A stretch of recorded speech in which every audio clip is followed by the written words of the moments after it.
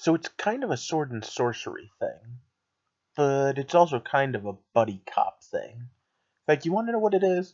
It's a Will Smith movie. It's a Will Smith movie. Welcome to the heart of the stories we tell. My name is Rob, and tonight I will be reviewing the Netflix original, Bright. Alright, so normally when I do this, I'm doing Netflix original series. This time I'm doing a movie because, well, it was friggin' awesome. It took me all day to watch it, but I did finally get to it. And I want to start with the name of that entertainment company. Is that supposed to be a joke, or is that supposed to mean that they're giving what? I don't know. It just seems like that's an insensitive name to give a company, but okay. So, overall, it's a cool buddy cop movie, it's a cool Netflix movie, and it's a fun Will Smith movie, which, let's be honest, a lot of people that are tuning in, that's why they're tuning in. For Will. Overall, though, for those of you that don't know, is I take apart and examine stories. I do reviews as they come up, so movies, books, TV shows, comics, whatever. And then I do throwback Thursdays to older ones and story theory videos on Sunday. If that sounds interesting, click that subscribe button, because this Sunday coming up after for New Year's Eve, we're going to do a whole one on how sci-fi gets things wrong. But for right now, we're talking about this Netflix series, and let's be honest, it pretty much is a sci-fi fantasy thing.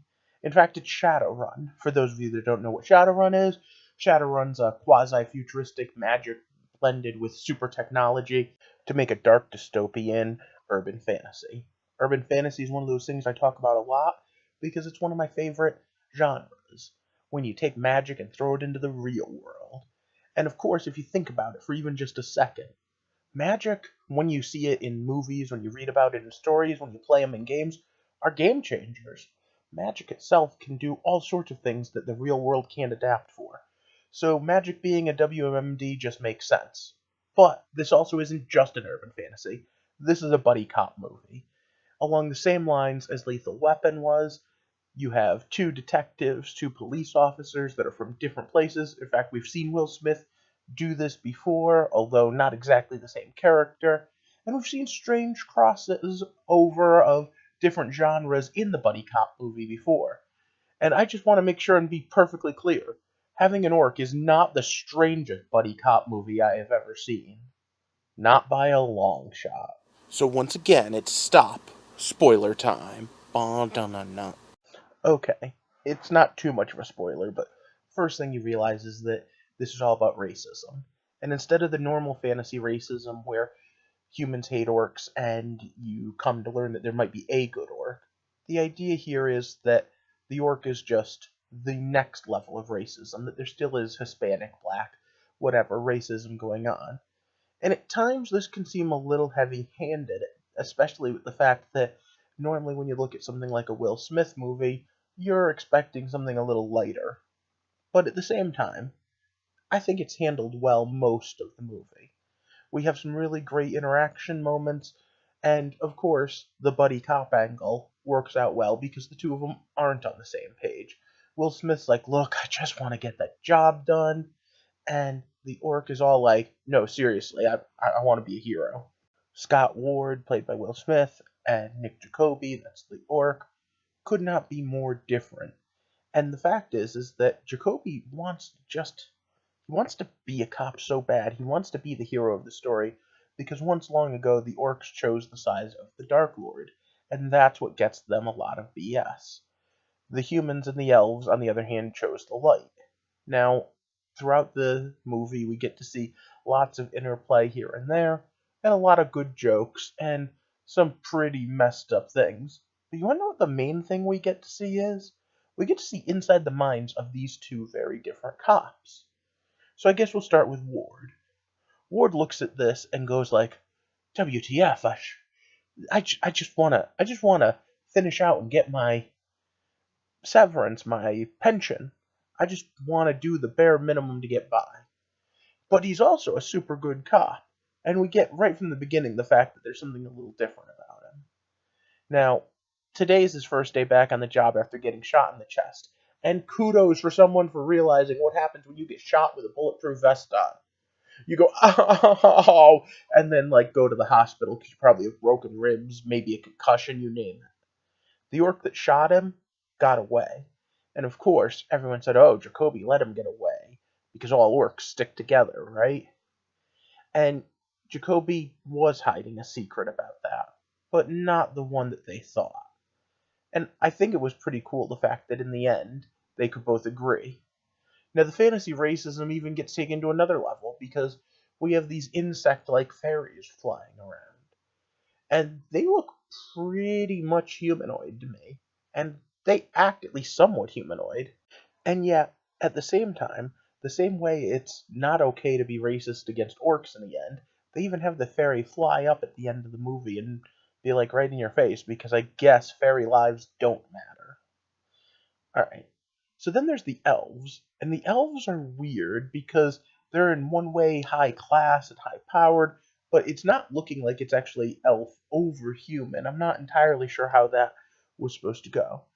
But even our FBI and our assassin chick were both elves, and they had something called, they were brights.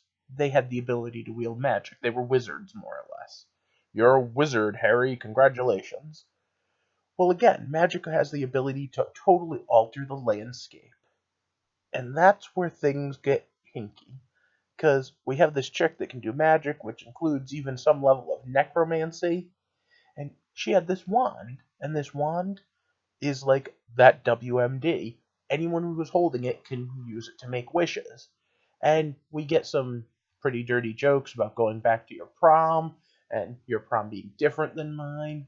We get some ideas of just, oh, well, I could just become a billionaire. I could just alter reality.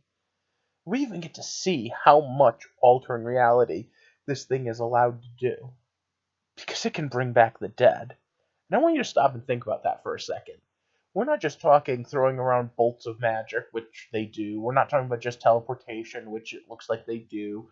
Or mind reading, which it looks like they do. Or enhanced physical capabilities, which it looks like. We're talking about bringing the dead back to life.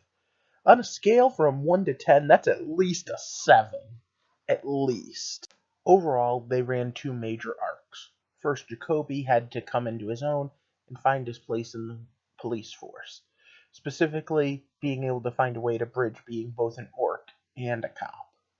On the other end of it, Ward had to learn how to just trust in faith and believe in himself.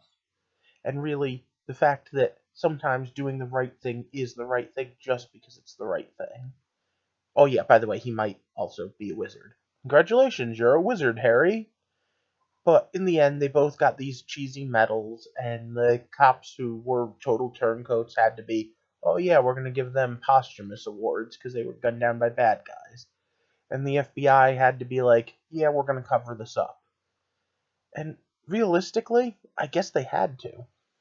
All in all, this had some good theme and symbolism, it had a great cast, and it was written pretty well. But it was a little heavy-handed at points. The CGI definitely took a hit in a few places, so I'm only able to give it an Electrum rating, not a full gold. It was a good couple of hours wasted, though, and it was fun. At least that's what I think. I'd love to hear what you think down in the comments section below. And at the same time, I'd love to hear you tell me if you think I missed anything big that happened during the plot, and if you'd like to see a revisiting of this world. I certainly would. And of course, this is the part where every YouTuber has to ask you, could you like and share my video because it helps the channel out? And if this is your first time here, could you click that subscribe button? Once I hit 100 subscribers, I'm in the 80s now, as I record this, I'm going to give away a free Amazon gift card to one of my subscribers. That might be you. But I think more importantly, because I'm trying to build a community, one where we can explore why, how, everything about stories, or as I like to say here, we can get to the heart of them. I hope you have a good night, and thanks for watching.